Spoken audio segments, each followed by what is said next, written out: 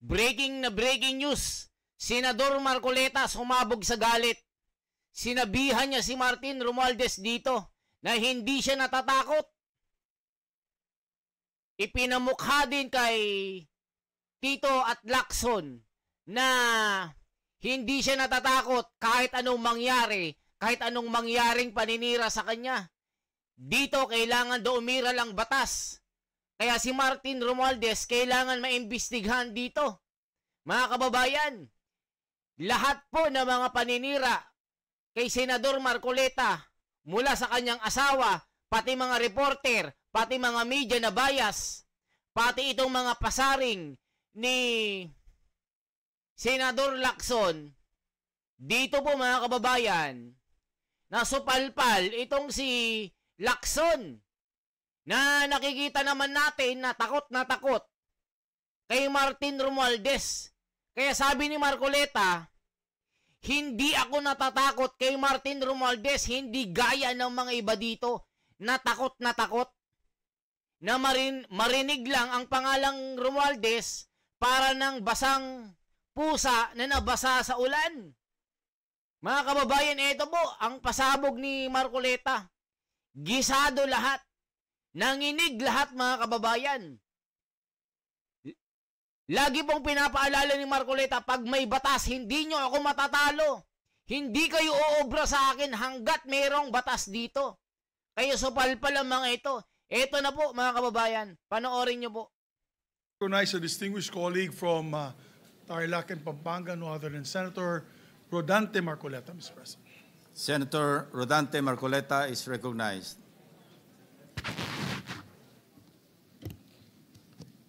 Marami pong salamat, Mr. President.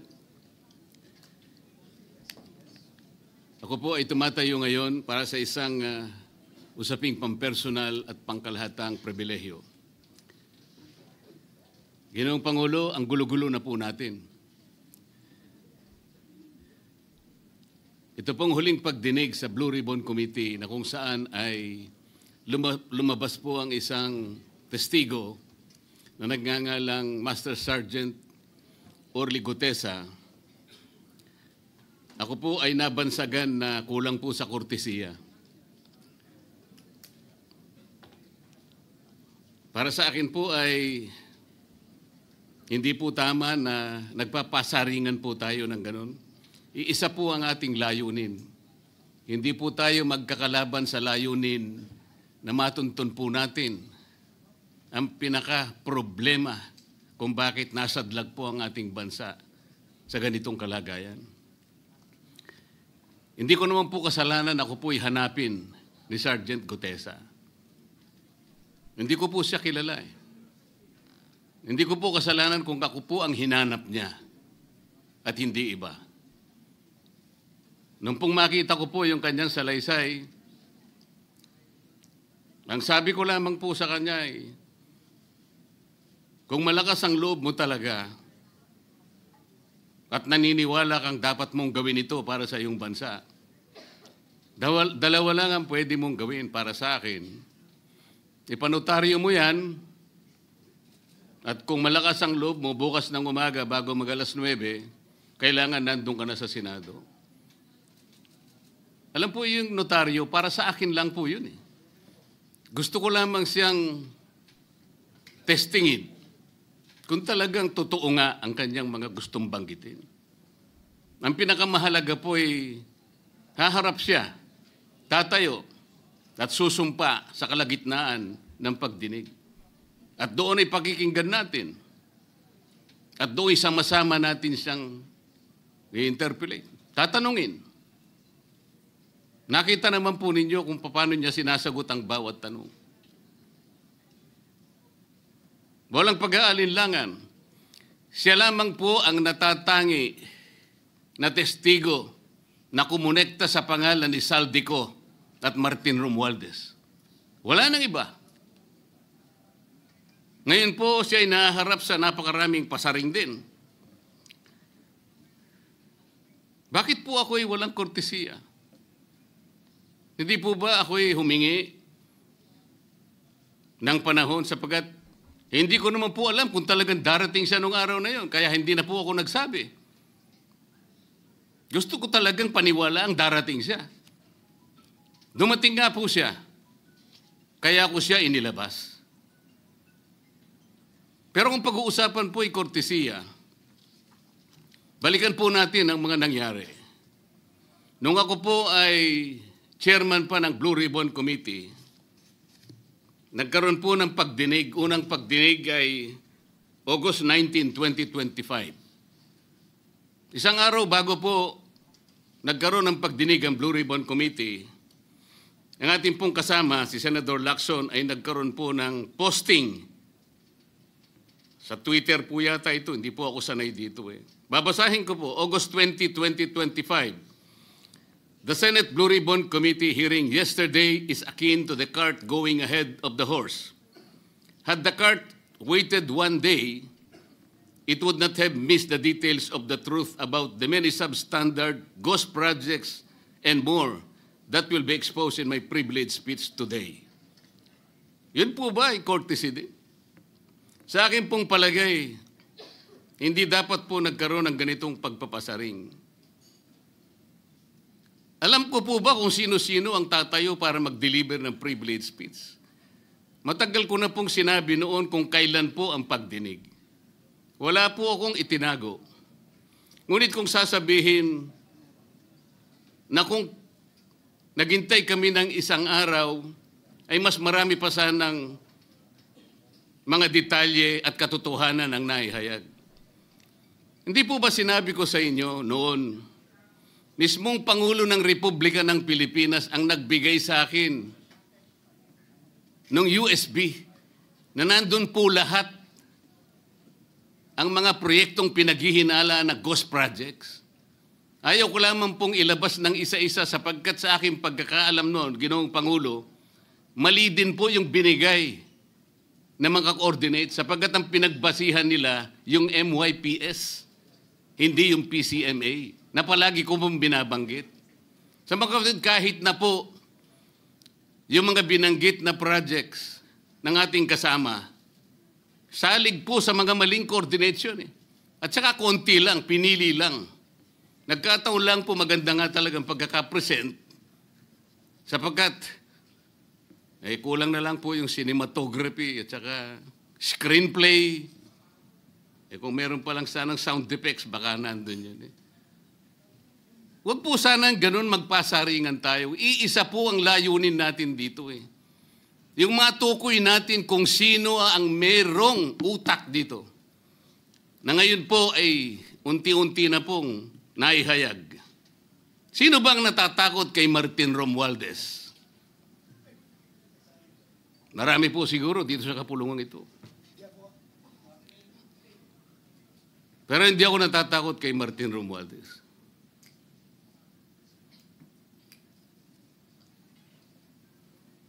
Ngayon po, kino-question po yung notarization ng statement ni Gutesa. Dahil yung babae po, yung abogadong babae, nag-notarize, tinalikuran po niya ang kanyang signature, yung kanyang pirma. Nandyan po ba yung assistant natin para ipakita po natin? Ayan po yung huling bahagi ng dokumentong ninotaryo doon sa opisina ng abogadang babae na ngayon ay tinatalikuran niya ang kanyang pirma. Doon sa right side po, ayan po yung ninotaryo sa dokumento ni Gutesa. Yung kaliwa po ay iba pong dokumento. Tingnan po ninyo yung pagkakahawig. Ibig po ba ninyong sabihin, Ginoong Pangulo, yun pong notarial details, na yun po yung kulay blue, na kung saan nandyan yung PTR, nandyan po yung MCLE number, nandyan po yung kanyang roll number, ang kanyang address. Nakuha po ba ni Gutesa mula sa opisina ng abogada at in-stamp niya? Pagkatapos po yung detalye na nasa bandang kaliwa, na kung saan makikita nyo document number, page number, book number, series of 2025. Makukuha po ba ni Gutesa mula sa libro, mula sa notarial register ng abogado? Paano niya makukuha? Tingnan po ninyo yung kabila, ganun din. Bakit po natin hahanapan ngayon si Gutesa at sasabihin pa natin dahil lamang tinalikuran ng babaeng nagnotaryo ang kanyang pirma? Pangkaraniwan na po kasi, Ginoong Pangulo, kahit pumunta kayo sa maraming lugar na kung saan nagnunotaryo, hindi nyo po makikita roon ang abogado. Iaabot nyo lang sa kanyang papel ninyo, pagkatapos isosoli niya sa iyo, pagkatapos nyong magbayad. Itatanong po ba ni Ginoong Gutesa, bago siya umalis, tatanungin po ba niya doon sa babaeng kausap niya kung sino man yun, Madam, kayo po bang may pirma nito? Wala pong ganun eh. Ngayon, kung tatalikuran po ng abogado na yon ang kanyang pirma, ako na po mismo ang magdidirect ng prosecution sa kanya para ma-disbar siya. Sapagkat ginagamit po niya yung opisina na yon. Pakita po ba natin, pwede po nating ipakita yung opisina, yung kanya, ayan po yung kanyang lugar. Ang opisina po niya ay sa Ermita, ngunit yan po ay ginagamit niyang address. Ayan po makikita ninyo. Notary Public 24/7. Ibig nyo sabihin, nandyan at hindi na natutulog yung abogado na yan. Sigurado meron isang tao dyan na pumipirma. At ginagaya na lamang ng kanyang staff o secretary yung pirma niya. Ganyan po palagi. Kalakaran. Kalakaran, ngunit hindi tama. Sapagkat sa batas po ng notaryo, kailangan nakaharap po yung magnunotaryo sa nagpapanotaryo. Bakit po niya ngayon sinabi na hindi niya pirma yon? Maring hindi niya pirma. Ngunit, tinayaan niya kung sino man ang taong yon na ipirma yung dokumento. Kagaya po ng nasabi ko, naging academic na po yung notaryo. Sapagkat ang tao ay tumayo sa ating kapulungan. Binasa niya yung kanyang statement. Yung mga bayarang media nga po, sinasabi pa eh. Kino-quotes ko pa eh. Bakit ko po siya sinabihan na dahan-dahan siya? Dahil po nung panahon na binabasa niya na yung kanyang statement, sinusundan po namin yung kanyang binabasa. Binigyan ko po ng kopya ang chairman ng Blue Ribbon Committee. Binigyan ko ng kopya ang ating Senate President at yung aking katabi si Senator Gatchalian dahil 4 lamang pong original ang meron kami. Yung binabasa pala niya ay Xerox copy kaya may naputol sa baba. Gusto ko lamang pong ma-record ng totohanan. Dahil doon sa umpisa po niya, merong isang linya po siyang nalaktawan.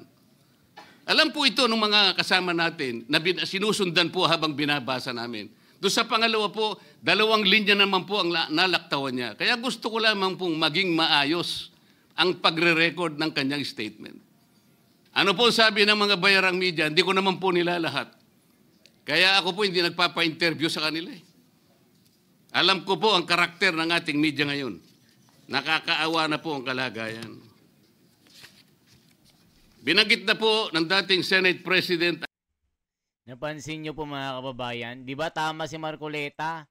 Kung ano-ano yung paninira pati yung Abante, yung Angkor, si Dalisay, na tinawag na tanga.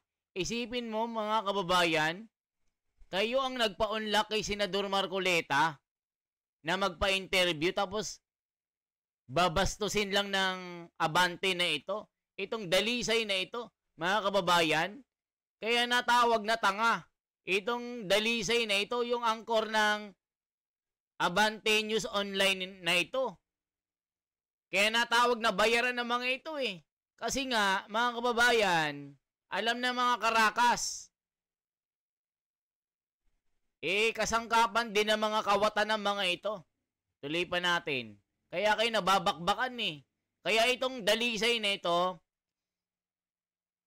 forever ng bansag yung tanga. Tanga na angkor. May tinawag na tanga si Senador Marcoleta na angkor na bobo na tanga. Ayun, forever ng bansag sa'yo. Tanga na angkor. Ang nangyari do sa statement ni Diskaya, siya ang kauna-unahang nagbigay ng statement na kung saan binanggit ang 17 congressmen. Ngunit nakakapagtaka, hindi na po natin tinutuntun yung 17 na yon. Kagaya na nga sinabi ng Senate President, napupunta na, natutuon na yung pagtuntun sa mga kasama natin dito. Bakit po? Natatakot ba tayo kay Martin Romualdez? Siguro po, yung iba sa inyo natatakot. Si Tito Soto at Lacson, mga takot yan. Kaya tignan nyo yung investigasyon, puro senador. Pero yung mga congressman at itong taas na Saldico at Martin, natatakot sila kay Martin. Mga duwag kayo. Ginoong Pangulo, naghalo na po ang balat sa tinalupan. Bakit po? Ngayon ko lamang po nakita sa pagdinig ng Blue Ribbon Committee. Nandun po yung Justice Secretary. Hindi pa po natin natatapos na pagtatanungin yung respondent, yung resource person, na tayo po ang merong legal and physical custody. Hindi ko maintindihan kung bakit dadalhin niya sa kanyang opisina at pagbalik niya, meron na siyang supplemental affidavit. Ano po ba itong nangyayari sa atin?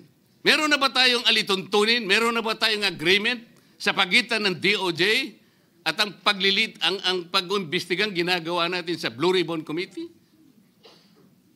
Hindi ko na po maintindihan kung ang Blue Ribbon Committee is the investigative arm of the Department of Justice. Ang sabi ko po nung nasa ikalimang pagdinig pa lang tayo, sapagkat nakikita ko na po ito, kaya po naghangad pa ako sa ating chairman no, na sana'y paraanin niya ako, meron lang akong gustong isang guni muna at pag-usapan sana muna.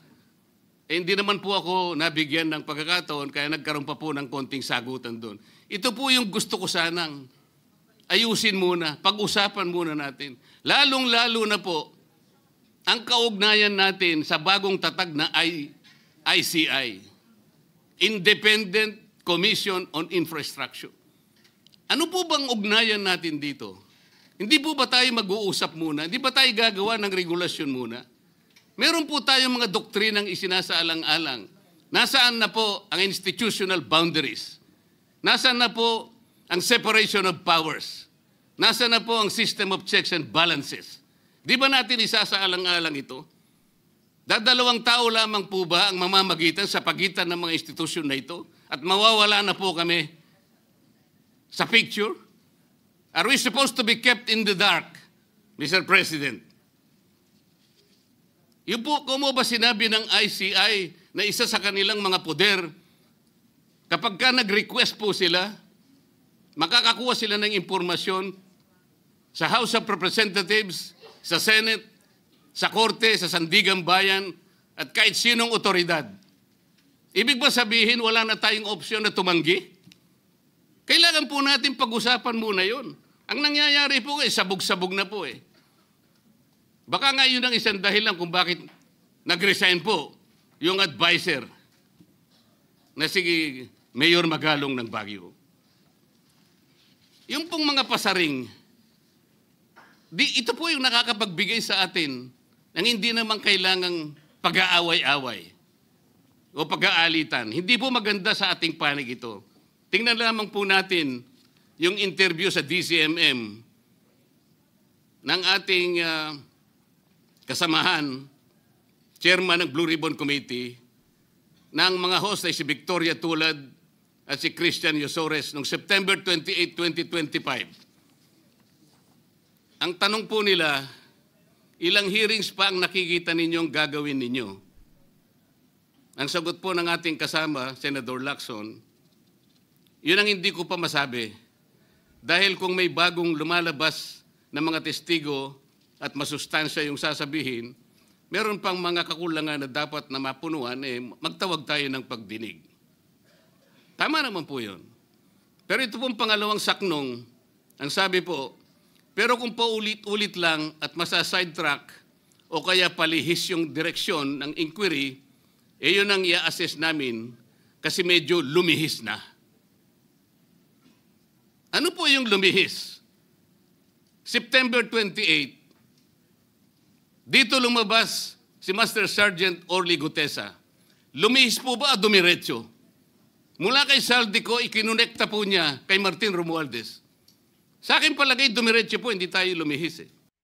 O, kita nyo mga kababayan, supalpal si Lacson. Makikita nyo po dito kung sino ang tunay na gumagawa ng investigasyon. Makikita nyo po talaga kung sino talaga ang tapat at gumagawa ng trabaho at kung sino ang para sa bayan. Nakikita nyo si Marcoleta, diretsa, yung kinonek po kay Saldi at kay Martin. Tapos itong si Ping Lacson, abay diskumpiyado, hinarang, sinugpi na pa si Marcoleta at Gutesa, walang ya. Ano Lacson? Ano ba talaga? Takot na takot ka kay Martin? Takot na takot ka? O ngayon, supalpal ka ngayon? Pagkatapos tinanong pa po, do you think po, coach po si Gutesa? At iba pong observation baka si Senator Rodante Marcoleta dahil parang sinabihan siya nung nagbabasa siya. O nalimutan mo, balikan mo itong paragraph na ito. Naipaliwanag ko na po kung bakit ko lamang siya sinansala at sinabi kong balikan mo sapagkat meron nga po siyang nalalaktawan base po sa sinusundan namin na binabasa niya na dokumento. Ang sagot po ni Senador Lacson, medyo natawa pa nga siya, kayo nang humusga sa lahat ng yan, tayo nag-viral na. Siguro, ang sasabihin ko na lang, yung hula nyo, yun ang hula ko. O hula ko, hula nyo. Parang, your guess is as good as mine. Hindi po maganda yung inference eh. Parang lumilitaw, kinots ko eh.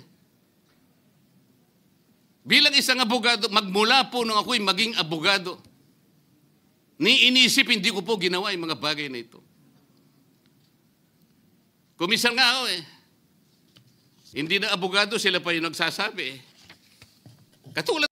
O ngayon, supalpal ka Lacson, ano? Hindi ka abogado pero ang lakas ang loob mo. Po ni Saldico, ang sabi ko lang naman po eh, matunog na yung pangalan niya. Napakaraming sources na nagsasabi, kumukonekta kay Saldico, pwede ba natin siyang imbitahin? Ang sabi po, hindi na raw siya imbitahin because of interparliamentary courtesy. Ang sabi ko po, ang interparliamentary courtesy hindi po nalalabag kung iimbitahin lang siya. Halimbawa, invitation letter lang. Nagawa ko po yun kay Congressman Toby Chanco. Voluntaryo po yun eh. Kung darating siya, salamat. Kung hindi siya darating, okay lang. Ngunit, ang pinag-uusapan natin ay problemang kasangkot na po ang kinabukasan ng ating bansa. Sasabihin ba natin interparliamentary courtesy? Nakikinig po ang buong bayan. Tatakpan po ba natin ng dahil sa interparliamentary courtesy? Nakasulat po ba sa bato yun? Absolute po ba yun? Yun po yung aking ikinasasama ng loob eh. Hindi po tayo dapat mag-away-away. Iisa po ang ating layunin. Ang ating bansa ang pinaka-importante sa ating lahat. Bakit po kinakailangang ilihis natin? Bakit po tayo gagawa ng paraan para pagtakpan po natin ang hindi dapat pagtakpan? Ginoong Pangulo, ngayon po'y masasabi ko, si Master Sergeant Orly Gutesa ay mas credible pa po kaysa sa marami sa atin dito sa kapulungan ito. Si Master Sergeant Orly Gutesa, mas matapang kaysa sa mas marami dito sa ating kapulungan. Maraming salamat po, Ginoong Pangulo. Thank you. Yan ang sinasabi natin mga kababayan. Kung sino po pinakamalupit, pinakamatapang at may kredibilidad na senador. Isa na dyan si Marcoleta. Kung ikukumpara mo, itong si Lacson at Soto at iba pang mga dilawan, pinklawan na senador dyan, wala sa kalingkingan ni Marcoleta kung kredibilidad lang ang pag-uusapan. O ngayon, supalpal ka Soto, Lacson, takot kayo kay Tambaloslos. Ayan, pinagulong tuloy kayo. Nagmamagaling kasi kayo. Protector pala kayo ng mga buhaya. Yan ang sinasabi ni Marcoleta eh. Diba? Parang may mga pinagtatakpan na takot The name cannot be mentioned. Sabi nga ni Marcoleta, natatakot ba kayo kay Martin Romualdez? Pero ako hindi natatakot. Ganon din ang sinabi ni Chis Escudero. Hindi ako natatakot kay Martin Romualdez. Kaya ngayon, kayong Soto, Lacson at mga Dilawan, Pinklawan, mga bangag ni Senador, wala kayo. Olats kayo sa amin. Taong bayan, hindi po tanga bobo. Hindi kami mga illiterate. Hindi kami mga bobo na nanonood. Alam namin kung sinong nagsasabi ng totoo. Mga kababayan, like, share at subscribe. Salamat po.